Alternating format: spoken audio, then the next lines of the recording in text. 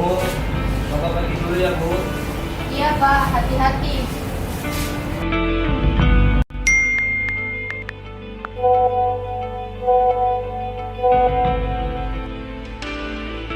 Ternyata Indonesia berada di peringkat keempat penyumbang terbanyak anak stunting di dunia. Angkanya mencapai 6 juta lebih anak Indonesia yang mengalami kekerdilan. Bagaimana ulasan detailnya? Kita akan cek faktanya bersama Dade Salampesi. Silakan Dade. Ya, Sumi dan juga pemirsa, 75 tahun Indonesia merdeka, ternyata masih ada sejumlah pekerjaan rumah untuk kita semua terkait dengan kesehatan anak, termasuk stunting dan juga masalah kekerasan yang masih banyak dialami oleh anak Indonesia. Sebagai pembuka, kita lihat sejumlah data dan fakta terkait dengan kesehatan anak kita yang bisa dikatakan sangat mencengangkan pemirsa, karena berdasarkan data pada tahun 2017, bayangkan 65,1.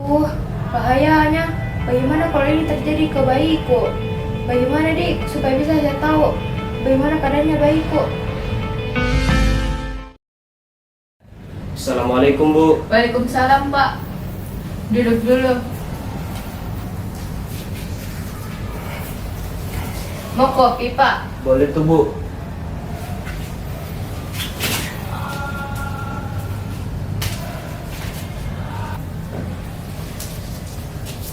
Ini Pak kopinya. Makasih, Bu. Bu, kenapa kayak banyak sekali kita pikir? Khawatir Kak Pak. Dapatkah tadi kiriman video dari temanku tentang anak yang kurang gizi? Takut itu terjadi ke anak Kak. Ini terlalu banyak kita pikir, tidak baik. Insya Allah baik-baik itu balita. Takut Kak Pak, mau tahu kondisinya. Besok pergi ke puskesmas, periksa. Iya Pak.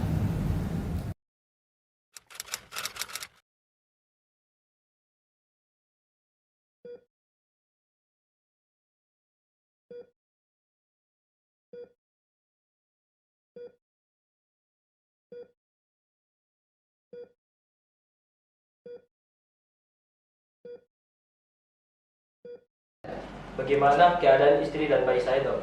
Alhamdulillah kondisi istri dan anak Bapak sehat. Bukan, Bu. Bapak bilang juga apa? Ini, Dok, dia dari kemarin khawatir karena dapat video dari temannya tentang ting apa, Bu? Stunting Pak.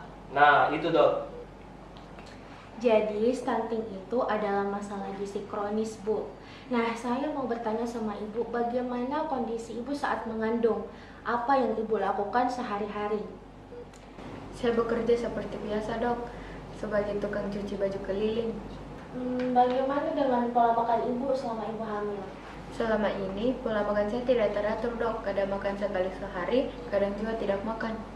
Nah, pola makan yang tidak teratur itu bisa menjadi salah satu faktor anak terkena stunting. Rendahnya akses terhadap makanan yang bernilai gizi tinggi serta menu makanan yang tidak seimbang dapat mempengaruhi pertumbuhan pada anak dan meningkatkan resiko terjadinya stunting. Hal ini dikarenakan ibu belum paham tentang konsep gizi sebelum, saat, dan setelah melahirkan. Jadi begini Bu, stunting adalah masalah gizi kronis yang terjadi akibat kurangnya asupan gizi dalam jangka waktu panjang, sehingga menyebabkan terganggunya kondisi pertumbuhan pada anak. Stunting juga menjadi salah satu penyebab tinggi badan anak terhambat, sehingga lebih rendah dibanding dengan kondisi pada anak-anak seusianya. Tidak jarang masyarakat menganggap bahwa kondisi tubuh pendek itu merupakan faktor genetika dan tidak ada kaitannya dengan masalah kesehatan. Faktanya, faktor genetika memiliki pengaruh kecil terhadap kondisi kesehatan seseorang dibandingkan dengan faktor lingkungan dan pelayanan kesehatan. Nah, biasanya stunting itu terjadi pada saat anak masih berada dalam kandungan dan terlihat saat mereka memasuki usia 2 tahun. Oh, gitu ya dok. Ya Bu, nah salah satu faktor terbesarnya itu adalah lingkungan.